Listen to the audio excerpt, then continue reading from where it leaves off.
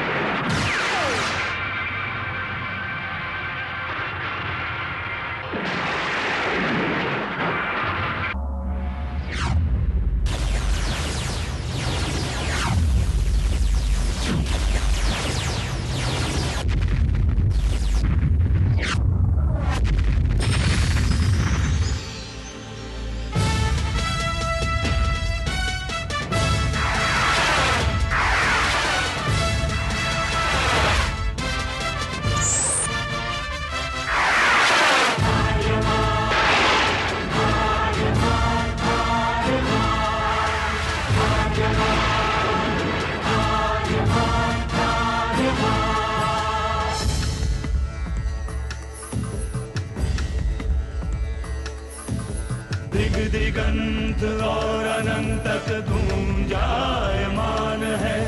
ब्रह्मनाद है विधि का वो अटल विधान है। धर्म की अधर्म पर विजय का वो प्रमाण है। जायमान है वो अटल विधान है। विजय का वो प्रमाण है। ब्रह्मांड का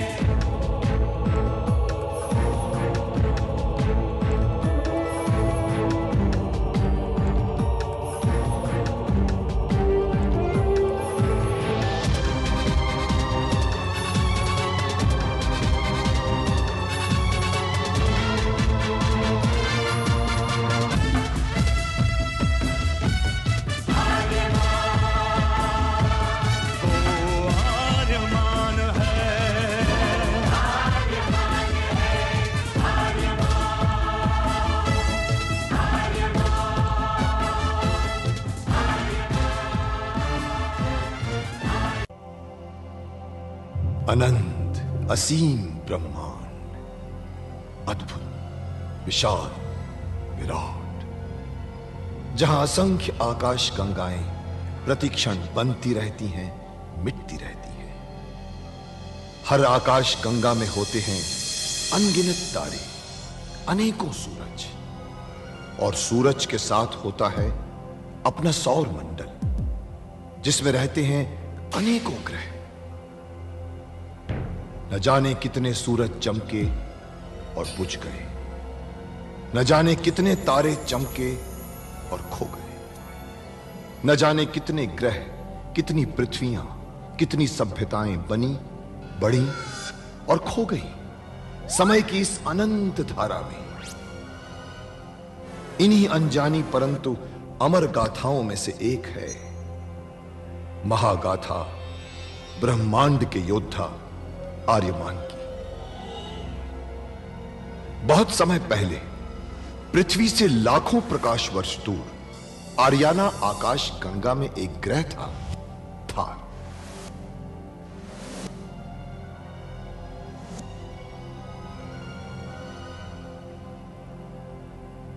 थार एक रेगिस्तान था, पानी की बूंद नहीं थी, फिर भी पूरे ब्रह्मांड के लिए मूल्यवान था थार, क्योंकि थार में थी ऐसी खाने जहां से दुर्लभ जीवनदायी पदार्थ निकलता था, जिसे थारस कहते थे।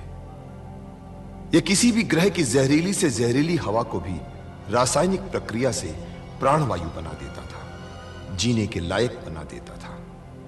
कहावत थी, थारस जिसके वश में, पूरी आकाश गंगा उसके वश में। आर्याना आकाश गंगा की संरक्षक संस्था ओमियान के नियमों के अनुसार थारस को कोई भी व्यक्ति अपने वश में नहीं कर सकता था। यहां तक कि थार ग्रह का राजा जारांत भी नहीं। राजा होते हुए भी जारांत अपना राज्य गणतंत्र प्रणाली से चलाता था। खानों से निकलने वाले थारस का 25% भाग ही थार ग्रह के हिस्से में आता था। बाकी का हिस्सा ओसेक अंतरिक्ष संगठन में चला जाता था। ओसेक आरियाना आकाश गंगा के व्यापारियों का संगठन था और जिसका संचालन अंतरिक्ष में बनाए गए एक कृत्रिम ग्रह ओसेक से होता था। मगर ओसेक संगठन में कई व्यापारी ऐसे भी थे जो अति महत्वाकांक्षी थे, जो पूरे ब्रह्मांड में अपना आधिपत्य स्थापित करना चाहते थे। परंतु जब तक ओमियान था तब तक कोई कुछ नहीं कर सकता था। ओमियान अंतरिक्ष के लोगों की संरक्षक संस्था थी जो अंतरिक्ष के निवासियों के हितों का पूरा ध्यान रखती थी और अपनी शांति सेना के द्वारा संपूर्ण ब्रह्मांड में शांति और व्यवस्था बनाए रखती थी। इसी ओमियान संस्था का अध्यक्ष था महान होशिंग। होशिंग जिस ग्रह पर रहता था उस ग्रह का नाम था गुरुक्षेत्र, जहां आज छिड़ी हुई है एक महाजंग।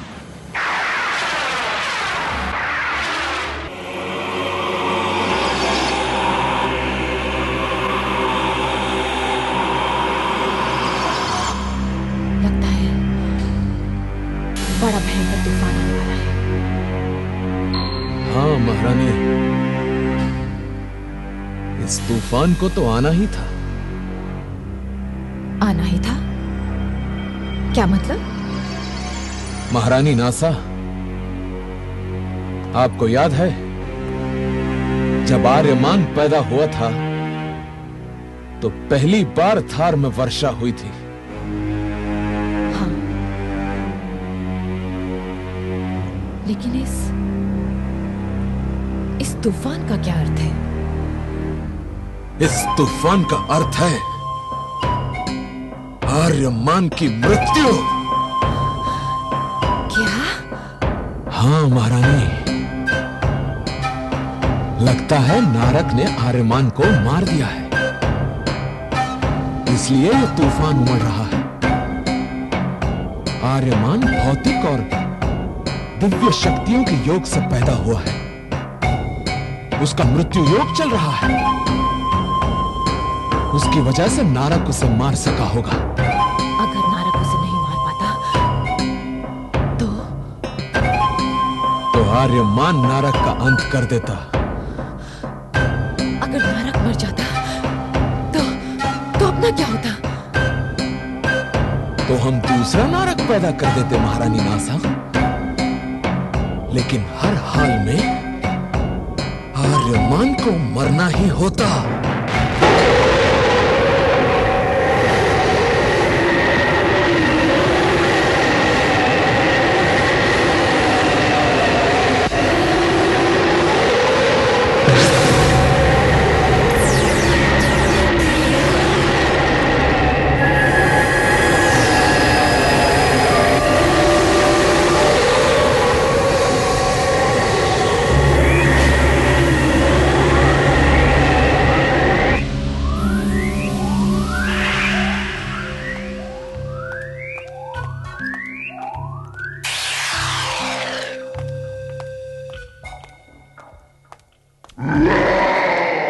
राजपुरोहित शुक्रांत का महासामंत नारक के अंतरिक्ष यान में स्वागत है। धन्यवाद महासामंत नारक। आपके आगमन से हमें प्रसन्नता हुई, परंतु आश्चर्य भी है कि आपने यह मुलाकात हमारे अंतरिक्ष यान में ही क्यों रखी। महासामंत नारक, ओमियान की नजरें कुछ ज्यादा ही तेज हैं।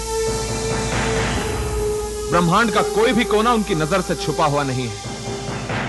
बातचीत तो हम दूर संचार के माध्यम से भी कर सकते थे, लेकिन वो लोग हमारा संकेत पकड़कर सुन सकते थे। इसलिए सावधानी के तौर पर मैंने मुलाकात के लिए आपके इस अंतरिक्ष यान को चुना।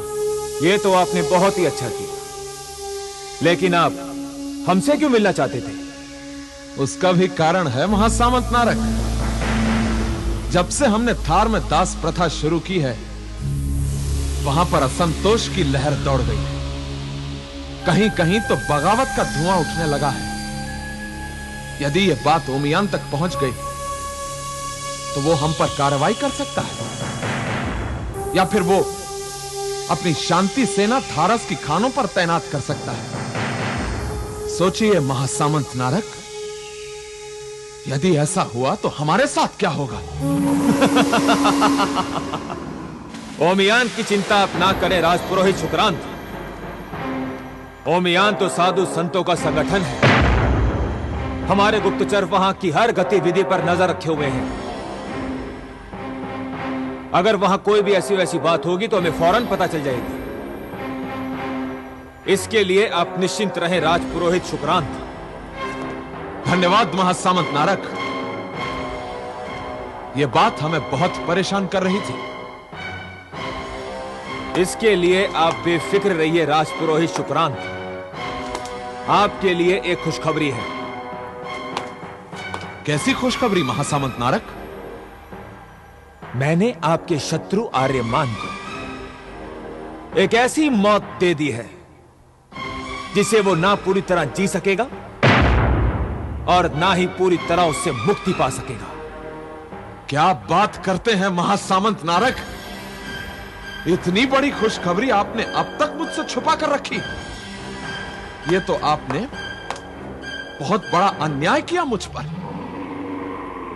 खैर महासामंत नारक, आपने जो कुछ भी किया है उसके लिए धन्यवाद तो कहना ही पड़ेगा। इसलिए धन्यवाद महासामंत नारक।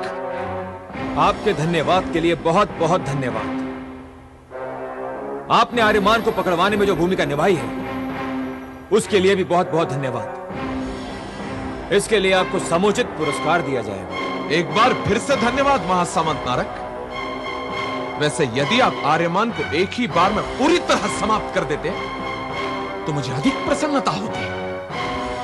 यूं उसे तिल तिल मारने से क्या फायदा? शुक्रांत, उसकी मृत्यु जितनी धीमी होगी उतना ही मेरा आनंद बढ़ेगा। अब वो अपनी आंखों से अपना सर्वनाश और मेरे ब्रह्मांड विजय के स्वप्न को पूरा होते हुए देखेगा। महासामंत नारक, हम दोनों का स्वप्न एक ही है। आप पूरे ब्रह्मांड पर शासन करना चाहते हैं और मैं केवल थार पर। इसलिए यह तय है कि आर्यमान की मृत्यु ही हमारे सपनों को पूरा कर सकता है। परंतु नासा और दुर्दांत के जीवित होते हुए आप थार पर कैसे शासन कर सकते हैं राजपुरोहित शुक्रांत?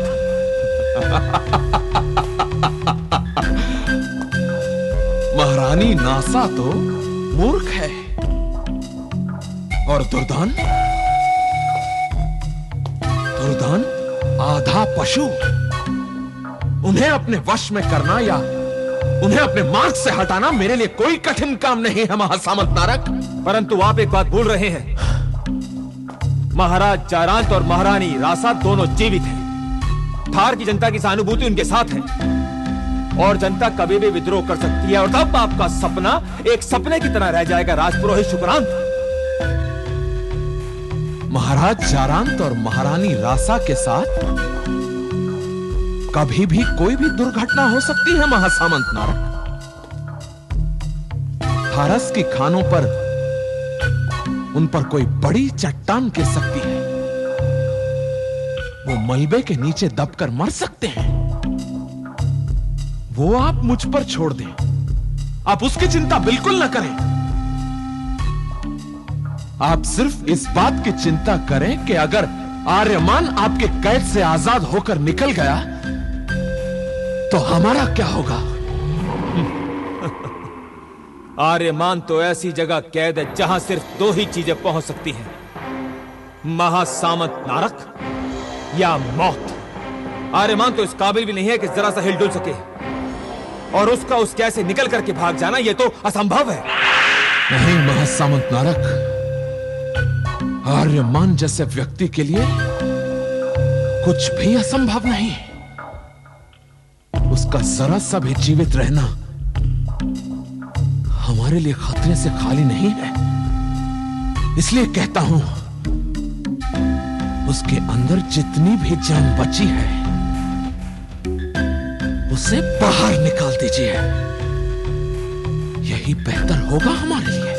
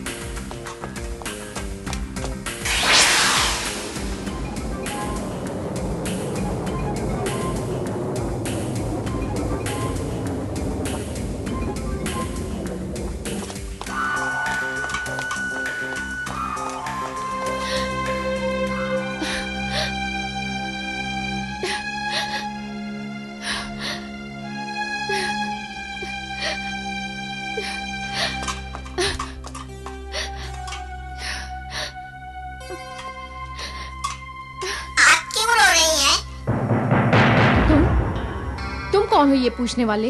स्त्रियों के आंसू मुझसे देखे नहीं जाते, इसलिए पूछ रहा हूँ आप क्यों रो रही हैं? मेरे भाग्य में रोना लिखा है, इसलिए रो रही हूँ। मैं आपके किसी काम आ सकता हूँ जिससे आपका दुख दूर हो जाए? लगता है नारक कोई नई चाल चल रहा है। पहले माफी मांगने का नाटक किया, अब ये यंत्र मानव भेजा है। ठीक है। आप क्या सोचने लगी? जो आप सोच रही हैं, वो मैं नहीं हूँ। तो फिर कौन हो तुम? मैं थार नरेश जारांत का यंत्र मानव हूँ। क्या? थार नरेश जारांत? यानी मेरी सहेली महारानी रासा के पति? हाँ, आप उन्हें जानती हैं? हाँ, अच्छी तरह से। महारानी रासा मेरे बचपन की सहेली है। लेकिन तुम यहाँ क्या कर रहे हो? मैं महारानी रासा के पुत्र आर्यमान को ढूंढ रहा हूँ। मुझे पता चला है कि उसे पकड़कर यहाँ लाया गया है और कांच में पत्थर बना दिया गया है। कांच में पत्थर बना दिया गया? हाँ, वैसे मैं कांच को तो तोड़ सकता हूँ, लेकिन उससे आर्यमान की जान को खतरा हो सकता है। तुम वो कांच नहीं तोड़ पाओगे। नारक ने अपनी यांत्रिक शक्ति से उसे कांच में जकड़ दिया होगा, जिससे ना तो वो हिल पाएगा ना डुल पाएगा, सिर्फ देख पाएगा। आर्यमान को छुड़ाने में आप हमारी कुछ मदद कर सकती हैं? रासा के पुत्र के लिए मैं अपनी जान भी दे सकती हूँ, लेकिन मजबूर हूँ। कारावास में जो हूँ। आप थोड़ा पीछे हटिए।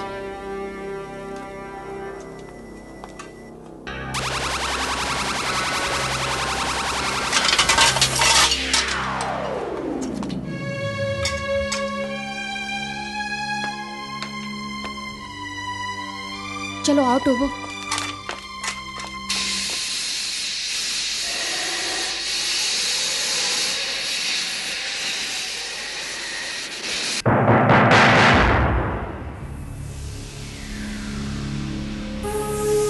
नहीं महासामंत नारक, आर्यमान जैसे व्यक्ति के लिए कुछ भी असंभव नहीं।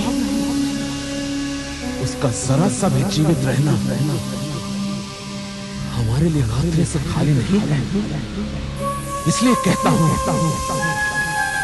उसके अंदर जितनी भी जान बची है उसे बाहर भगा दीजिए, यही बेहतर होगा हमारा। इससे क्या होगा?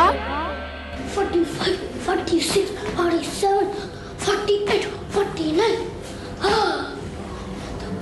मैं तो क्या मैं पानी पी रहा हूँ। राहुल, क्या कर रहे हो तुम? पानी पी रहा हूँ। बारिश के दिनों में पानी पी रहे हो, हाँ? और वो भी डायरेक्ट नल से? तुम जानते नहीं हो कि बरसात के दिनों में पानी पीने में बहुत ज्यादा सावधानी बरतनी चाहिए। उससे क्या होगा? देखो राहुल, बरसात के दिनों में चारों तरफ पानी ही पानी होता है। हर तरफ वातावरण में नमी मौजूद होती है और यह समय कीटाणुओं के लिए बहुत सटीक होता है। इसीलिए इस मौसम में कीटाणु बहुत ज्यादा मात्रा में पैदा होते हैं। उससे क्या होगा? उससे बीमारियां फैलती हैं, जैसे कि हैजा, टाइफॉइड। उससे क्या होगा? उससे तुम भी बीमार पड़ सकते हो। देखो राहुल, अगर तुम इस तरह का गंदा पानी पियोगे तो तुम बीमार पड़ जाओगे, और बीमार पड़ जाओगे तो स्कूल नहीं जा पाओगे। इससे क्या होगा? इससे तुम पढ़ाई में पीछे रह जाओगे और तुम्हारे सारे जो दोस्त हैं ना वो तुमसे आगे निकल जाएंगे।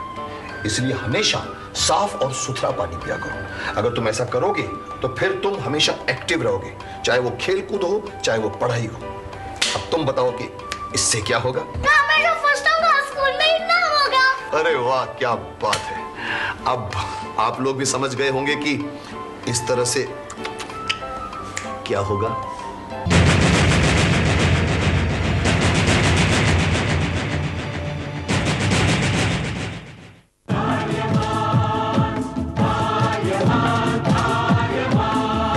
ब्रह्मांड का महान योद्धा वो आर्यमान है।